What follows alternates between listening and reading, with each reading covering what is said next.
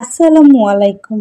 দুটি পাতা একটি কুড়ি হযরত শাহজালাল রহমাতুল আলাইহি ও হযরত শাহপরাণ রহমাতুল আলাইহি এবং 360 আউলিয়া স্মৃতি বিজড়িত পুণ্যভূমি সিলেট থেকে আমি সাদিয়া ইসলাম ব্লগ চ্যানেল থেকে আছি সাদিয়া। আশা করছি আপনারা আমার পুরো ভিডিও জুড়েই থাকবেন আর অবশ্যই একটি লাইক দিয়ে ভিডিওটি কন্টিনিউ করবেন।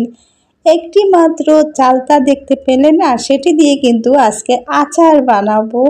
তার জন্য চলে আসলাম আচার বানানোর কাজে। তো এখানে চালতাটা আমি খুব ভালো করে ধুয়ে তারপর রোদে শুকিয়েছিলাম, সেদ্ধ করে রোদে কিন্তু দিয়েছি। তারপর রোদে একদিন শুকানোর পর খুব ভালো করে পানিটাও আমার ঝরে গেছে, চালতার মধ্যে যে পানিটা থাকে। তো আমি এটা রাতের বেলায় আচারটা দিচ্ছি। এখানে একটি টিপস শেয়ার করতে যাচ্ছি আপনাদের কাছে। চালতার আচার দেওয়ার সময় তো এখানে আমি তেল দিলাম, সরিষার তেল একটু বেশি পরিমাণে। চালতাটা খুব ভালো করে এই তেলের মধ্যেই ভেজে নিচ্ছি, অল্প একটু লবণ দিয়ে।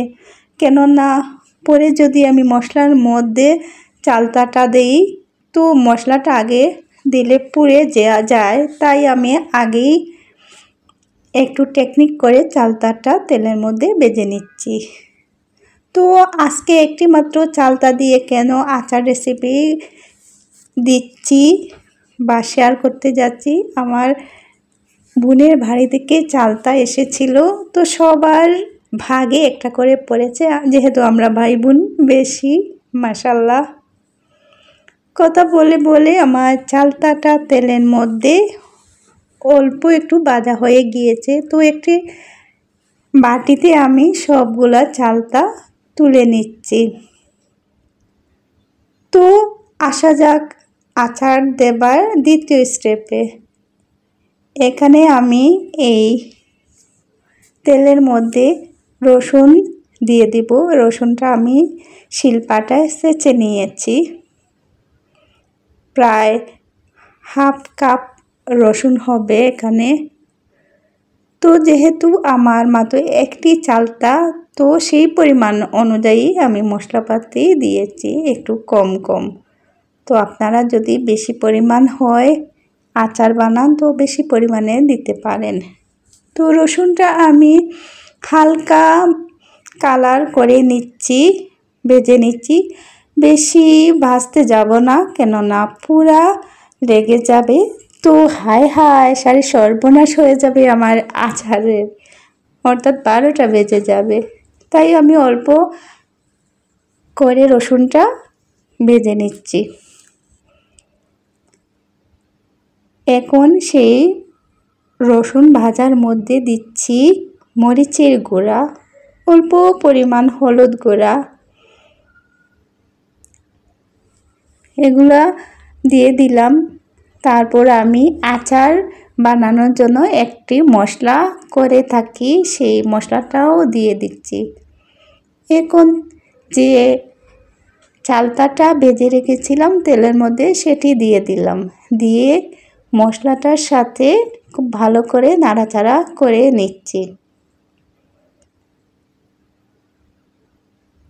তো এইভাবে আচার বানালে দেখা যায় একটু বেশি দিন সংরক্ষণ করা যায়। এখন দিচ্ছি আমি পাঁচফোড়নের গুঁড়া। তো এভাবে আস্তে আস্তে সব মশলাপাতি অ্যাড করে নিচ্ছি। হয়তো বা আমার আচার দোকানের মতো হবে না, তারপরও কোনো অংশ কিন্তু স্বাদে কম ছিল না, অনেক লোভনীয় লাগতেছিল এবং অনেক মজাদার হয়েছিল। যখন আমি ভয়েসটা দিচ্ছি তখনও কিন্তু আমার জিভে জল এসে গিয়েছিল। আশা করছি আপনাদেরও জিভে জল চলে আসবে যদি আমার এই রেসিপিটি মনোযোগ দিয়ে দেখেন।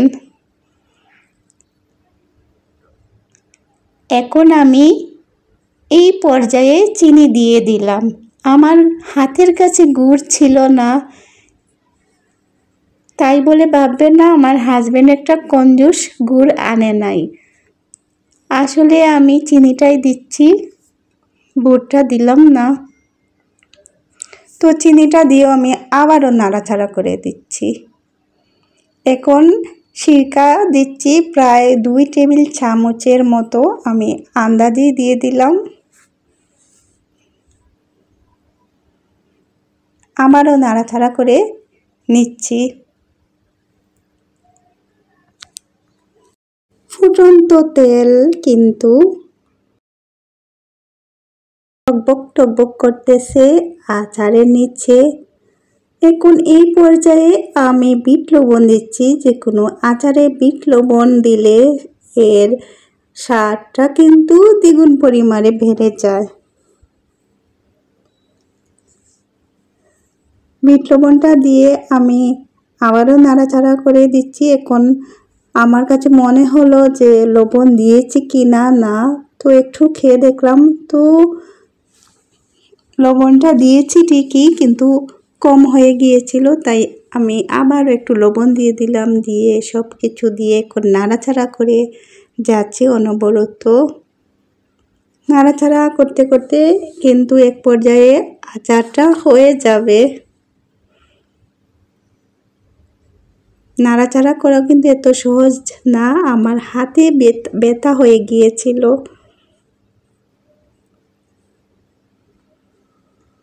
তো আমার আচারটা কিন্তু হয়ে গিয়েছে, আমি চুলার আঁচটাও বন্ধ করে দিলাম। এখন ঠান্ডা হওয়ার পর কিন্তু আমি একটি কাচের বয়ামে রেখে দিব।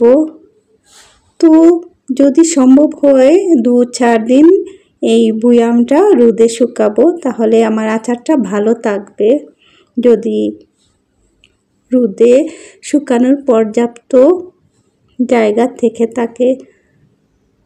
অনেক মজাদার হয়েছিল আচারটা। তো সবাই ভালো থাকবেন, সুস্থ থাকবেন। আল্লাহ হাফিজ।